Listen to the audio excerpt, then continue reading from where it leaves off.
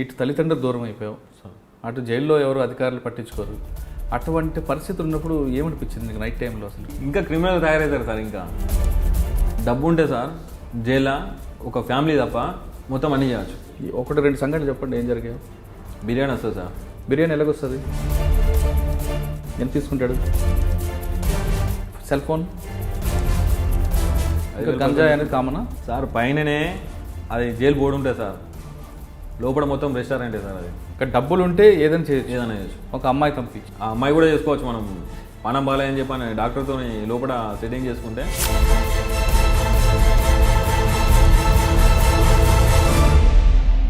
అట్లా కూడా పోయొచ్చు సార్. నేను నవ్వుతారు, మీకు తెలియదు కదా. డబ్బులు ఎక్కడ నీకు? సార్ చెల్లపల్లి జైల్లో. కానీ చెల్లపల్లి జైలు నుండి ఒక అమ్మాయి కోసం బ్రహ్మచారి ఏ విధంగా బయటకు వచ్చాడు, ఎక్కడికి వెళ్ళాడు? అంటే ఏమన్నా నీకు ఆరోగ్యం ఏం బాగాలని చెప్పు.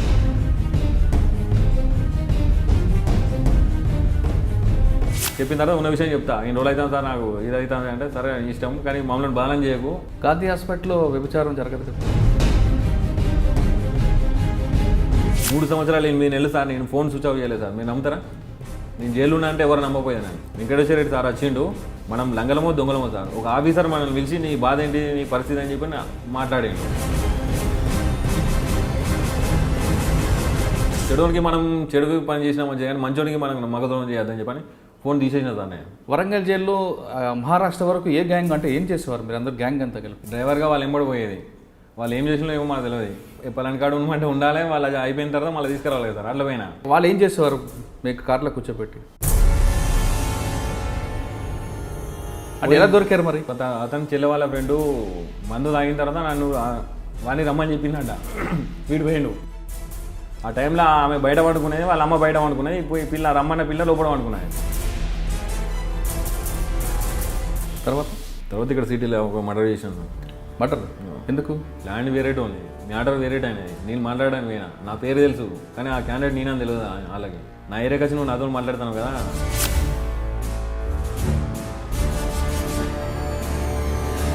బాడీలో పీస్ కూడా బయటికి వెళ్ళదని చెప్పి అన్నాడు సార్. అంటే చిటికగారా నోడుతో విలువ అని చెప్పి వెపన్ తీసుకుని కొట్టేది. అంటే పోకరి సినిమాలో లాగా.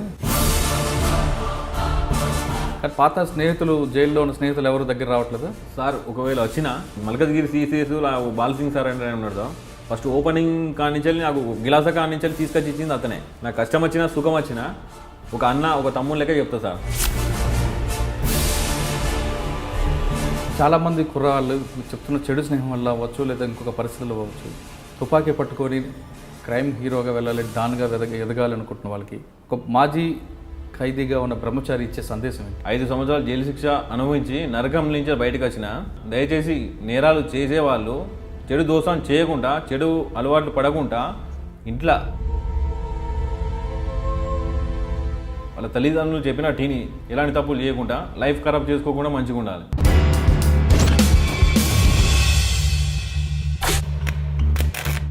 Welcome to crime confession. పుట్టిన ప్రతి వ్యక్తి నేరస్తుడు కాడు. నేరం చేసిన ప్రతి వ్యక్తి క్రైమ్ కుటుంబం నుంచి రాడు. పరిస్థితుల ప్రభావంతోనో, చెడు స్నేహంతోనో నేరం చేసి జైలుకు వెళ్ళి అక్కడ మారి బయటకు వచ్చిన వాళ్ళని పరిచయం చేసే ఈ కార్యక్రమంలో ఈ వారం మన గెస్ట్ బ్రహ్మచారి. బ్రహ్మచారి ఏ క్రైమ్ చేసి జైలుకి వెళ్ళారు, ఎన్ని నేరాలు చేశారు, జైల్లో ఉన్న తర్వాత అతనిలో మార్పు తీసుకొచ్చిన వ్యక్తి ఎవరు, జైల్లో ఉన్నప్పుడు అతని కుటుంబం ఎలాంటి కష్టాలు పడింది, జైలు నుంచి బయటకు వచ్చి అతను ఇప్పుడు ఎలాంటి జీవితం కొనసాగుతున్నారు, ఇప్పుడు ఈ జీవనంలో ఎలాంటి ఇబ్బందులు ఉన్నాయా లేదా ప్రశాంతంగా కొనసాగుతున్నాడా అనే విషయాల్ని బ్రహ్మచారి అంటే తెలుసుకుందాం. బ్రహ్మచారి నమస్తే అండి. బ్రహ్మచారి, నేను ఎప్పుడో ఉప్పల్ పోలీస్ స్టేషన్ దగ్గర చాయ్ దుకాణం ఓపెనింగ్ అప్పుడు నేను చూశాను. అసలు మీది ఏ ఊరు, ఎందుకు చెర్లపల్లి జైల్లో దాదాపు 15 సంవత్సరాలు ఉండాల్సి వచ్చింది, ఎలాంటి క్రైమ్ 5 సంవత్సరాలు ఉండాల్సి వచ్చింది, ఎలాంటి క్రైమ్ చేస్తావు అనే విషయాన్ని ఒకసారి చెప్పు. అది వరంగల్ కాజీపేట దర్గా సార్. అది వరంగల్ కాజీపేట దర్గా. మా నాన్న సింగరేణి జాబ్ చేసేవాడు బెల్లంపల్లి. అట్లా నాకు చెడు దోసం అలవాటైంది. ఫస్ట్ స్టార్టింగ్ ఒక తప్పు చేసిన, ఆ తప్పు సమర్థించుకోవడానికి ఇంకో తప్పు చేసిన. అట్లా అట్లా మొత్తం 32 కేసులు అయినాయి. ఈ అందులోనే నా లవ్ మ్యారేజ్. ఈ బెయిల్ మీద నేను బయటికి రాను, నా బ్లడ్ రిలేషన్ మొత్తం దూరం అయిపోయింది, ఎవరు నా దగ్గర రాలేదు. అంటే ఫస్ట్ చేసిన తప్పు ఏంటి? జల్సా జల్సాల కోసం తప్పుదారి అని ఏం చేస్తా ఫస్ట్ క్రైమ్? కొట్టి డబ్బులు తీసుకునేటోళ్ళు స్టార్టింగ్. అది ఆ ఒక కేసులో జైలుకి వచ్చి ఒక కేసులో బెయిల్ తీసిండు. అది ఫస్ట్ తప్పు కాబట్టి బెయిల్ తీసిండు. రెండో తప్పు ఏం చేసినా నేను లవ్ మ్యారేజ్ చేసుకున్నా, ఇంట్లో ఇష్టం లేదు. ఈ ఫస్ట్ తప్పు అయిపోయింది, సెకండ్ తప్పు అయిపోయింది కానీ ఇంట్లో వాళ్ళు వదిలేసిండు. నా దగ్గర ఒక వెహికల్ ఉండే, నేను డ్రైవర్గా పోయినా. నేను అట్లా 13 కేసులు అయినాయి నా మీద. అంటే వాళ్ళు ఎంబడి పోయినా, తిన్నా, తాగినా. అప్పుడు అన్నీ ఎంజాయ్లు ఉండే నాకు. 13 కేసులు పెట్టాను. ఇక్కడ వరంగల్ డిస్టిక్, కరీంనగర్ డిస్టిక్, బెల్లంపల్లి, మహారాష్ట్ర, ఇవన్నీ కేసులు 13 కేసులు పెట్టాను.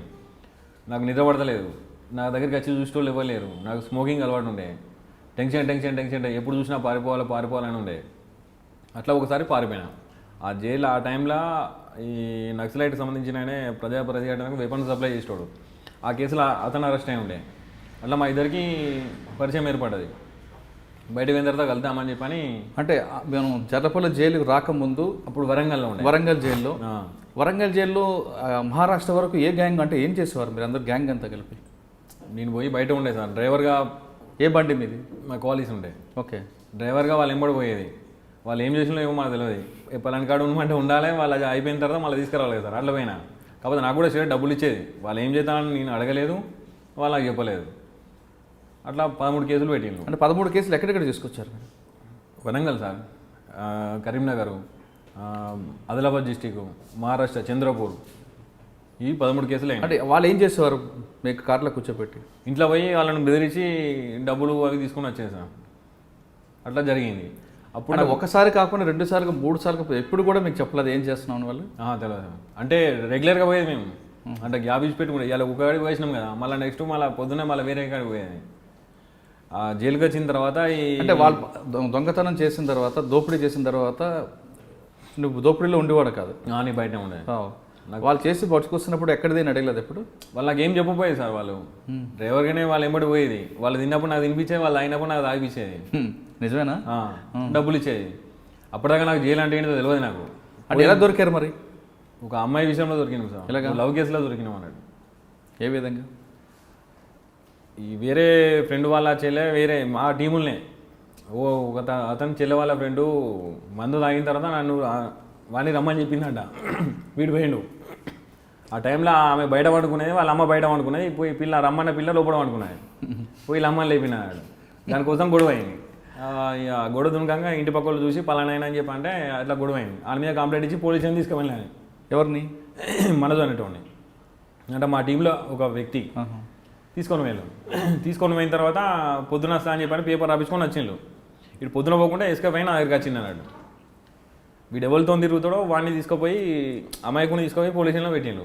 పెట్టిన తర్వాత సార్ వాళ్ళ ఎంబడి టీం ఉన్నది సార్, ఈ ఎస్ఐ ఏమో అమ్మాయి కోసం అడిగితే వాళ్ళ ఎంబడి టీం ఉన్నది సార్, వాళ్ళ దగ్గర వెపన్స్ ఉన్నాయని చెప్పని ఈ ఉన్న విషయం మొత్తం బయటికి వెళ్ళింది. ఎవరు అమ్మాయి చెప్పిందో? అమ్మాయి కదా. ఇప్పుడు ఎవరైతే క్రిమినల్ ఉన్నాడో ఎస్కేప్ వాడు దొరకకపోతే వాని ఎంబడి ఉన్న ఒక అమ్మాయి కూడా ఉంటాడు. ఎప్పుడైనా సిగరెట్ తాగడానికి, చాయ్ తాగడానికి పోతానన్నాడు. వీనికే తెలిసి ఉంటుంది అడ్రస్ అని చెప్పని పోలీసు వాళ్ళు తీసుకొని కూర్చోబెట్టిండు. కూర్చోటి చెప్పు ఆడ ఎక్కడ ఉంటాడు ఏం కదా అంటే, సార్ పలానా ఉంటారు సార్, వాళ్ళ ఇటు ఉన్నాయి సార్, వాళ్ళ దగ్గర కారు ఉంది, వెపన్స్ ఉన్నాయని చెప్పని ఈ స్టోరీ మొత్తం చెప్పాడు. చెప్పి వాడు వారిపోయిన తర్వాత అట్లా ఒక్కొక్కరిని మొత్తం క్యాచ్ చేసి కేసులు పెట్టాను. అంటే 18 కేసులు అయిన తర్వాత దొరికారు? 13 కేసులు సార్. 13 కేసులు అయిన తర్వాత దొరికారు. వెపన్స్ ఎక్కడి నుంచి వచ్చాయి? వాళ్ళు అప్పుడు నాకేం సంబంధం లేదు సార్. వెపన్ కోసం తెలియదు, నాకేం కోసం తెలియదు. పట్టుకొని కూడా పట్టుకోలేదు నేను. ఫస్ట్ టైం జైలుకి వచ్చిన తర్వాత ఫస్ట్ టైం ఇంటరాక్షన్ ఏ విధంగా చేశారు? వాళ్ళకే చేసింది సార్. నన్నేమలే రోజు కూడా ఇంటికి పంపించేది. అప్పుడు 10 రోజులు ఏమో ఉంచుకున్నారు, రోజు కూడా ఇంటికి పంపించేది. కానీ తర్వాత మాత్రం రిమాండ్ చేశారు? రిమాండ్ చేశాను. జైల్లో ఎలాగుంది? వరంగల్ జైల్లో ఫస్ట్ టైం వెళ్ళా సార్. ఏమనిపించింది అప్పుడు? ఏమో అది బతికి వేస్ట్ అనిపించింది సార్. అంటే అమ్మా నాన్న అప్పుడు ఏం బాధపడలేదా? రాలేదు వాళ్ళు. ఇక మళ్ళీ వాళ్ళు నా దగ్గర రాలేదు. 10 రోజులు ఉన్నా సార్. వేసుకోవడానికి బట్టలు కూడా లేకుండే సార్. అప్పుడు ఇక పారిపోదామని చెప్పని అనుకున్నాను నేను. అప్పుడే ఆ ముఖేష్ శర్మ అనేటైనా పరిచయం అయింది నాకు. ఎవరు? ముఖేష్ శర్మ. ఓకే. ఆయన యూపీ. అదే వెపన్ కేసులో అతను వచ్చిండు. మేము చేసింది ఏం లేదు కానీ పేపర్ స్టేట్మెంట్ పెద్దగా వచ్చింది సార్ మొత్తం. అయితే అందరు పిలిచి నన్ను అడిగేది, అట్లా ఎట్లా చేసిండు, ఏంటి, ఎట్లా పోయింది, ఎట్లా వచ్చిందని చెప్పి అడిగేది సార్. చెప్పి నా తలకాయ ఖరాబ్ అయిపోయేది. నా బాధ నాకుంటే వాళ్ళు అడిగేది టార్చర్ అనిపించేది సార్.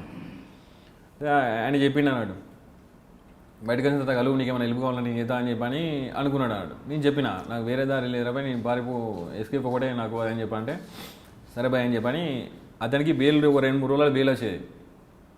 ఆ బెయిల్ వచ్చి వెళ్ళిపోయాను నేను. వెళ్ళిపోయిన 3 రోజులకు నాకు ఇంటర్వ్యూకి వచ్చాను. ఇంటర్వ్యూకి వచ్చి కొన్ని సామాన్లు కావాలి తీసుకొచ్చి ఇచ్చిండు నాకు. తీసుకొచ్చిన తర్వాత నేను మహబూబ్నగర్ కోర్టు ఉండే నాది. పేచి పోయేటప్పుడు ఎస్కేప్ చేపించడానికి కూడా ట్రై చేసిండు నేను. ఒకసారి అయితే కాలేదు. నెక్స్ట్ టైం నేనే అయితే నువ్వు రాకని చెప్పి నేనే ట్రై చేసిన. ఫస్ట్ టైం ఏ విధంగా ట్రై చేశాడు ఆయన? సార్ నేను ఎస్కేప్ చేయడానికి ఎలా ట్రై చేశాడు? కొడదామన్నాడు అలా ఎవరిని? పోలీసు వాళ్ళని. ఆ. అప్పుడు వీలు కాలేదు. నెక్స్ట్ టైం పోయినాం. ఎలా పారిపోయావు? పోయినా సరే అయిపోయింది కదా కేసు కూడా అయింది కాబట్టి అయిపోయింది, చెప్పు, ఎలా అయిపోయింది. పారిపోయావు? కోర్టు దగ్గర 2 కానిస్టేబుల్ కొట్టి కంపౌండ్ ఏ దొరికి కోర్టు దగ్గర? మహబూబ్నగర్. కానిస్టేబుల్ కొట్టి పారిపోయి గోడ దూకి. ఓకే, తర్వాత పోలీసులు పట్టు దొరకలేదు అప్పటికి? దొరకలేదు. ఎక్కడ పారిపోయి? మహబూబ్నగర్. మహబూబ్నగర్ పారిపోయి హైదరాబాద్కి వచ్చిన. ఓకే, అంటే దాంట్లో పోలీసులు వెహికల్ చెకప్ వేయలేదు. మరి చేతికి హ్యాండ్ కప్స్ ఉంటాయి కదా? లేవు, కోర్టు దగ్గర తీస్తారు కదా. ఓకే, హైదరాబాద్ వచ్చి ఏం చేస్తావు? ఆయన కలిసావా ముఖేష్ని? ఫోన్ చేసిన సార్ అతనికి. అతను నా నంబర్ నా దగ్గర ఉండే. ఫోన్ చేసిన నేను. ఫోన్ చేసిన తర్వాత 2 డేస్ తర్వాత వచ్చిండు ఆయన. వచ్చిన తర్వాత మళ్ళీ ఇలా కేసులు చేద్దామని చెప్పని అనుకున్నాం సార్. అప్పటిదాకా నాకు జైలు పోలీస్ స్టేషన్ ఏంటిదో నాకు తెలియదు. లోపలికి ఒక వారం రోజులు ఉన్నదా అర్థమైంది నాకు. క్రైమ్ ఎట్లా వేయాలి ఏంటిదని అర్థమైంది. జైల్లో ట్రైనింగ్ అయ్యింది. వెపన్స్ కావాలని చెప్పంటే సరే నేను తీసుకొస్తా అన్నాడు. 2 వెపన్లు తీసుకొచ్చాను. ఎక్కడి నుంచి? అక్కడి నుంచి యూపీ నుంచి. ఓకే, వెపన్ తీసుకొని వచ్చాను. తీసుకొని వచ్చిన తర్వాత ఎందుకు వెపన్స్ కావాలని అడిగావు? క్రైమ్ చేయడానికి. ఎందుకు క్రైమ్ చేయాలనిపించింది? మార్పు రావాలని, జైలు నుంచి ఉన్నాం, మన అమ్మా నాన్న రాలేదు, ఒకే జత బట్టలతో ఉన్నప్పుడు బయటకు వచ్చి మారాలని నాకు తెలిసి సార్, జైలుకు పోయిన తర్వాత మారదామని ఎవరు అనుకోరు. ఎందుకంటే ఇప్పుడు అక్కడ ఉన్న వాతావరణం, ఉన్న ఆఫీసర్లు, ఇప్పుడు అలాగే సార్ ఇప్పుడు జీతం వస్తుంది. వాళ్ళ డ్యూటీ ఏంటిది? రావాలి, ఆఫీస్కి రావాలి, వారానికి ఒకసారి రౌండ్కి వస్తారు, వాళ్ళు వచ్చే ముందు పినాలు చల్లుతారు, కొంచెం షోప్ టాప్ చేస్తారు, అయిపోతుంది. మీకు ఏం ప్రాబ్లం ఉన్నది ఏంటిదని చెప్పని ఒక ఆఫీసర్ మాట్లాడారు. వాళ్ళ బాధలు ఏంటిదో తెలుసుకోరు. మరి ఇట్లా 5 నిమిషాలు వచ్చి ఇట్లా పోతారు సార్. వాళ్ళకి ఏం అవసరం లేదుగా, అడగరు. వీళ్ళు ఏమనుకుంటారు సార్, ఇప్పుడు లోపల ఉన్న తర్వాత ఆయన వాళ్ళు రారు, దోస్తులు రారు, రిలేషన్ మొత్తం కట్ అయిపోతుంది. ఇంకోటి రిమైండ్ అంటే చిన్న చిన్న కేసులను పెద్ద పెద్ద కేసులను అందరినీ ఒక దగ్గర కలుపుతారు సార్. వాళ్ళకి ఏం పని ఉంటుంది, ఎప్పుడు ఏదో ఒకటి మాట్లాడుకుంటాను అన్నట్టు. 4 పరిచయం అవుతారు అక్కడనే జైల్లో. ఇంకా పెద్ద క్రిమినల్ అయ్యడానికి అవకాశం ఉంటుంది కానీ మారేయడానికి అవకాశం ఉండదు సార్. ఓకే, అంటే అక్కడ ఆ పరిచయంతో వెపన్ తీసుకోవాలనుకున్నా. వెపన్ తీసుకొచ్చి ఇచ్చారు ముఖేష్? ఓకే, తర్వాత ఏం చేస్తారు వెపన్ తీసుకొని? తర్వాత పెద్ద పెద్దలు అయినా అడ్రస్ తీసుకొని వాళ్ళకి లెటర్ ప్యాడ్ రాసి ఇచ్చేసాను. ఇచ్చి 10 లక్షలు. ఈ ఆలోచన ఎవరు ఇచ్చారు? అతను ఇచ్చింది. అంటే మేము జైల్లో ఆల్రెడీ ఫస్ట్ టైం మాట్లాడుకున్నాం సార్. ఇట్లా చేస్తే ఇట్లా ఉంటుందని చెప్పని మాట్లాడుకున్నాం. వాళ్ళు లిస్ట్ అంతా రెడీ చేశారు? ఎవరెవరిని చేశారు, బెదిరించారు? పెద్ద పెద్ద సార్, ఇప్పుడు లారీలు అవి ఉంటాయి, బస్సులు అవి ఉంటాయి కదా సార్, వాళ్ళని. పెద్ద పెద్ద బిజినెస్ వడ్డీ వ్యాపారాలు ఉంటారు కదా, వాళ్ళని. అంటే లెటర్ ప్యాడ్ మీద ఎవరిది, ఏ పేరు మీద రాసేవారు? ప్రజెట్ మన చంద్ర పుల్లారెడ్డి గ్రూప్ అని ఉంటారు. ఓకే, లెటర్ రాస్తే వాళ్ళు తీసుకొచ్చి ఇచ్చేవారు సార్. కొంతమంది పోలీస్ కంప్లైంట్ ఇస్తే ఇవ్వరు సార్. ఎందుకు అంత నమ్మకం? ఆ సినిమాదంతా సినిమాలో ఇయ్యరు. అంటే మీరు అడిగిగానే డబ్బులు తీసుకొచ్చి ఇస్తారు? ఆ విధంగా ఎంత కలెక్ట్ చేశారు? దాదాపు 1,20,00,000 దాకా చేసిన. 1,20,00,000 దాకా చేసినాను. ఏం చేశారు డబ్బులు? డబ్బులు అరెస్ట్ అయింది సార్. అరెస్ట్ అయిన దొరికినాయి. ఒక 8 నెలలు 9 నెలల తర్వాత దొరికినా సార్ నేను. ఇప్పుడు ఫస్ట్ 16 కేసులు చేసినట్టారు కదా? 16 కేసులు ఉట్టి మీద పడేసాను నాయి. నెక్స్ట్ ఇప్పుడు అది పండిత్ ముఖేష్ శర్మ అతన్ని కలిసిన తర్వాత ఒరిజినల్గా ఒక 6 కేసులు చేసిన. 6 కేసులు చేస్తావు? ఫస్ట్ ఎవరికి వెళ్ళి బెదిరించారు లెటర్ రాసి? మా ఇక్కడ కోంపల్లి ఉంటాడు సార్. ఎంత? 20 లక్షలు వచ్చాడు స్టార్టింగ్. ఫస్ట్ అది బోనీ అంటే తీసుకొని డైరెక్ట్గా ఇచ్చాడా లేదంటే అక్కడ పెట్టాడా? మేమే పోయినాం సార్ ఇంటికి. ఆఫీస్ ఉంటుంది ఆయనది. ఆయన మొత్తం మాకు ఇన్ఫర్మేషన్ ఇచ్చే అతను ఒక అతను ఉండే. అతని ద్వారా ఏ టైంలో ఇంట్లో ఉంటాడో, ఏ టైంలో ఆఫీస్ ఉంటాడో తెలుసుకొని డైరెక్ట్ మేము ఇద్దరం పోయి ఆ లెటర్ ఇచ్చినా మీరు డబ్బులు కావాలని చెప్పండి. సరే అని చెప్పని ఇచ్చాను. అంటే 50 లక్షలు అడిగినాం సార్. అని డబ్బులు నాకు లేవు, 20 లక్షలు ఉన్నాయి, నాకు కొంత టైం కావాలన్నాడు. సరే అని చెప్పని 20 లక్షలు తీసుకున్నాం. మళ్ళీ వస్తామని చెప్పినా మళ్ళీ పోలే.